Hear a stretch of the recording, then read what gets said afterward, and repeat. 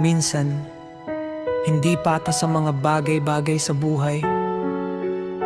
Kahit mabait ka, mabuti, at papat na tao, may mga pagkakataong mababalewala pa rin ang lahat ng kabutihang ginawa mo. Dahil magkakaiba ang ugali at pananaw ng tao. May mga taong husga sa iyo nang hindi ka lubos na nauunawaan.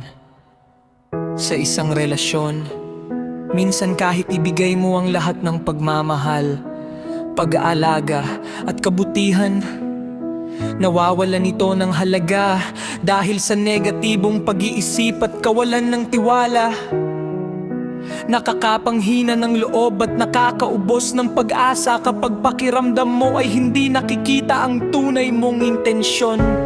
Pero ganon talaga ang buhay, hindi natin kayang kontrolin ang isip at pananaw ng ibang tao. Ngunit kaya nating kontrolin ang ating sarili.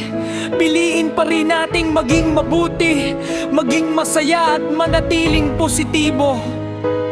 Higit sa lahat, magtiwala at manalangin sa may kapal.